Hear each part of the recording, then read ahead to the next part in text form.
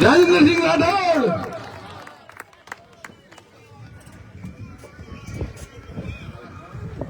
गिरी सुमेल बलिदान दिवस के इस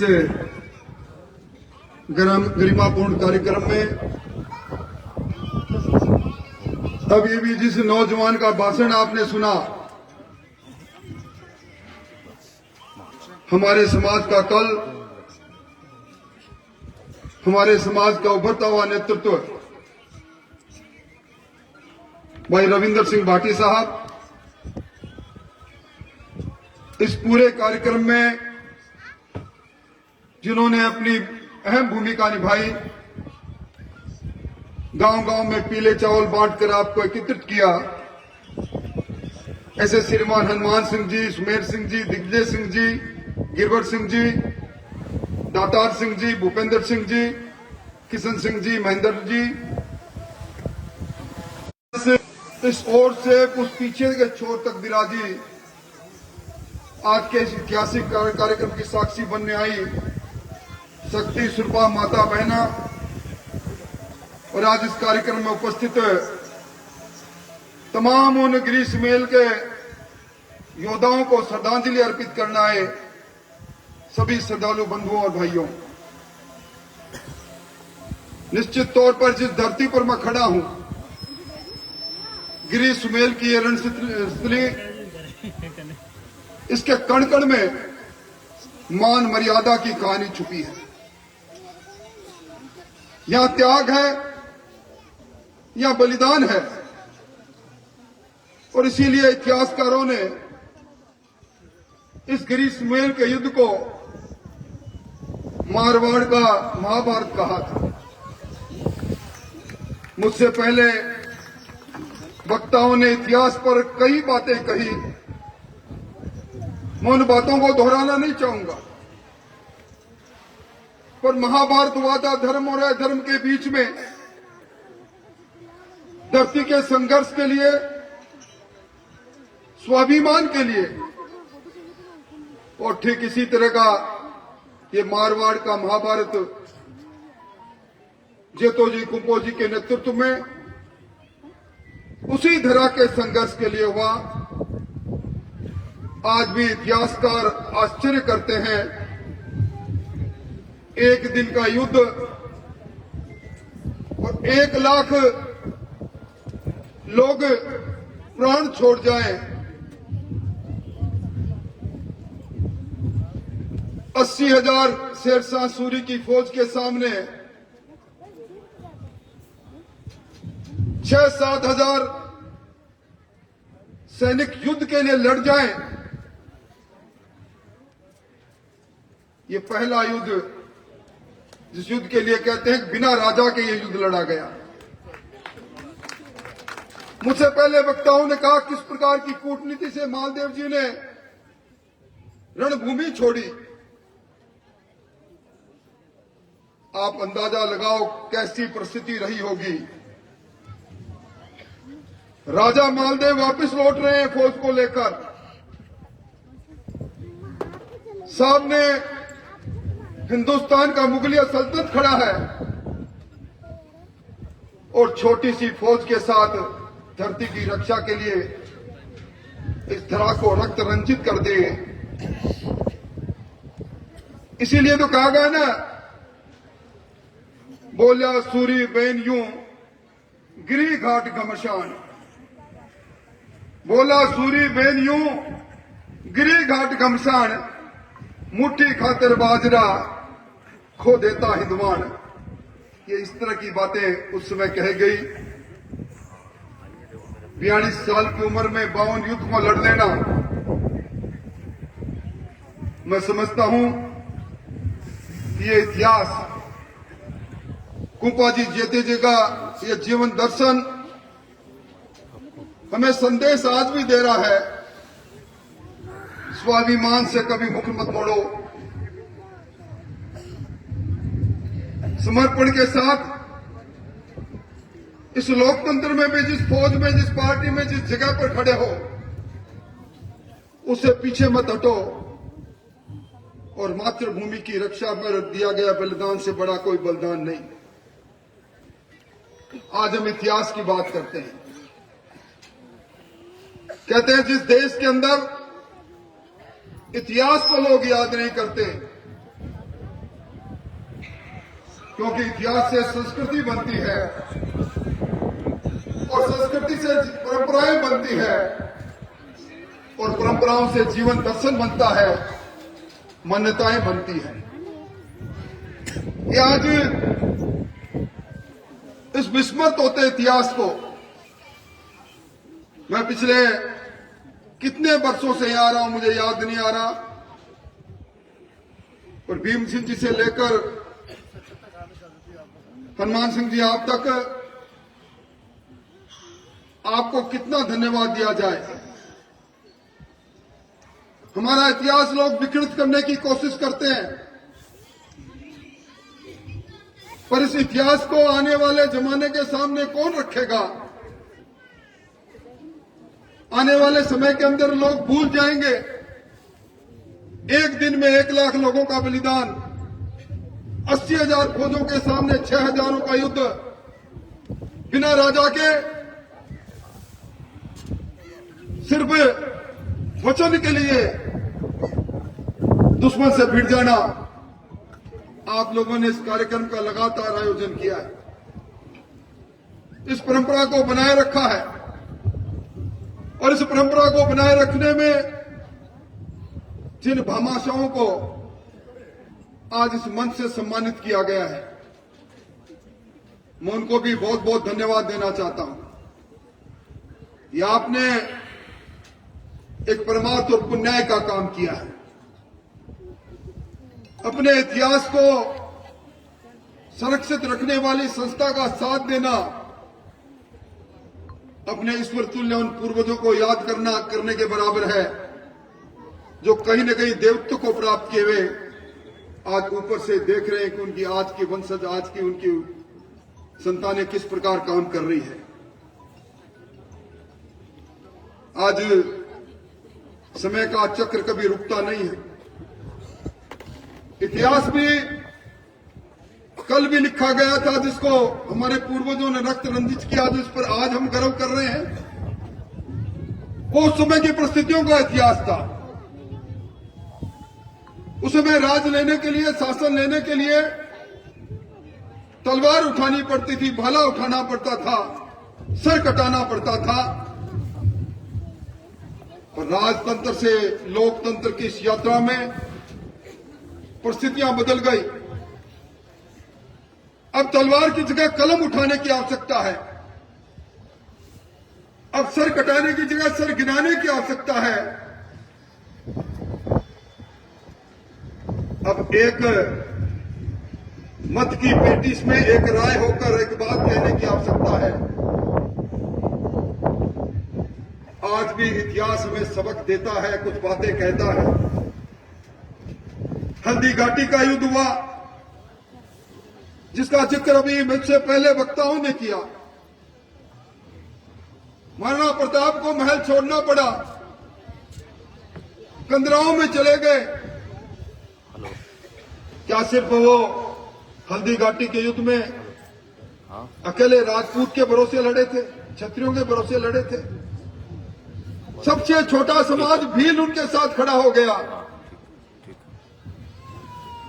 हाकिम का सूरी उनके साथ खड़ा हो गया,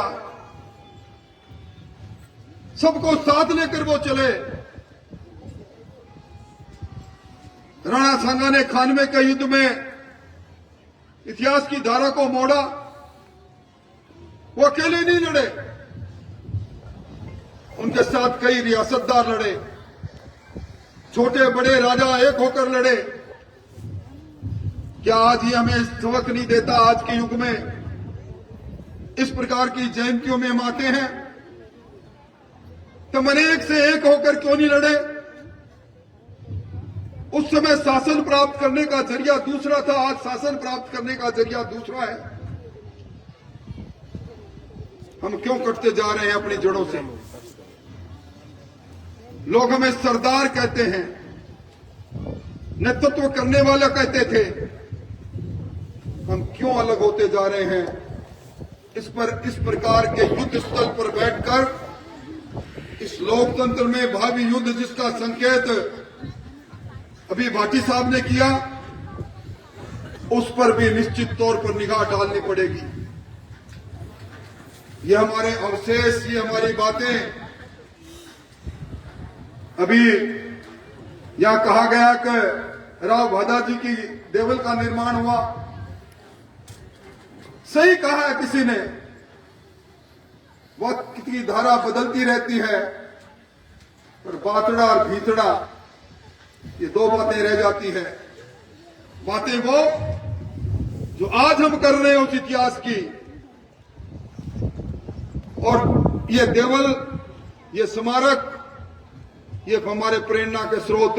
हकम का सूर्य आगे बढ़ रहा था और कह रहा था ये जगह छोड़कर हट जाओ, इस धरती से हट जाओ, ये धरती अब तुम्हारी नहीं, इस धरती की मलकियत मेरी है। और आज के युग में हम कितनी तेजी से अपनी जमीनों को बेच रहे हैं, अपनी धरती को बेच रहे हैं। कभी विचार किया आपने, क्यों अपनी जड़ों से भाग रहे हैं, क्यों गांव से जा रहे हैं? आज राजस्थान के किसी गांव में चले जाओ, गांव में कोई न कोई स्मारक, कोई न कोई देवल बना हुआ, कोई न कोई जुझार जी का चबूतरा बना हुआ। वहां हमारा इतिहास है, हमारे पूर्वजों का इतिहास है, पर हम गांव से अलग होते जा रहे हैं। आप शहर में व्यापार करने के लिए जाए, दूसरे काम के लिए जाए, पर अपनी जड़ें छोड़कर जा रहे हैं। आज जब कभी भी गांव में जाते हैं, गांव के बीचों बीच खंडर नुमा अगर कोई जीर्ण शीर्ण भवन दिखता है, लोगों से पूछते हैं क्या है, कि ये पुराना छोटा गढ़ था, महल था, हवेली थी। आज क्या हो गया? आज इस हवेली की मलकियत इसके वारिसों में बढ़ती चली गई। वारिस यहां से छोड़कर चले गए, आलीशान मकान बना लिया, पर अपनी पुरानी विरासत को मिटती हुई, ढहती हुई इमारत की तरफ आंख उठाकर नहीं देखी। वो खंडर में बदल गई। ये खंडर क्या है? ये हमारे इतिहास का स्मारक है, ये आपका स्मारक है, आपके पिताजी दादाजी का स्मारक है। आज क्या कारण है? ये 37 रुपया माता बहन इतनी विराजी है। आज बच्चे काको साहब, बाबो साहब, हुआसे के लिए, इन बोल के लिए क्यों नहीं सुन पा रहे? ये बोल क्यों? हमारे संस्कारों की रक्षा भी करनी पड़ेगी। मैं इस बात का पक्षधर नहीं कि हमारी महिलाएं घर से नहीं निकले, निकलना चाहिए। आने वाला समय, लोकसभा और संसद में मोदी जी ने 33% आरक्षण दिया है। हमारी इन बहनों में से भी शोभा जी मंच पर विराजे हैं, शोभा जी की तरह कोई एमएलए बनेगी, पर हमारी परंपराएं कहां है? हमारी वो संस्कृति कहां है? मैं समझता हूं कि आज सर्वाइवल फॉर फिटेस्ट का जमाना है, प्रतिस्पर्धा का जमाना है। पर इस प्रतिस्पर्धा में हमें अपने आप को उस प्रतिस्पर्धा के मुकाबले में खड़ा होने के लिए पुरुषार्थ करने में संकोच किस बात का? क्या कुंभो जी को, जेतो जी को मालूम नहीं था कि संघर्ष में उतर रहे हैं? साहब ने 60-70 हजार लोग खड़े हैं तलवार लेकर, तोप लेकर, और सामने 6000 लोग खड़े हैं, पर पुरुषार्थ से उतरे। आज हमारा नौजवान पुरुषार्थ क्यों छोड़े?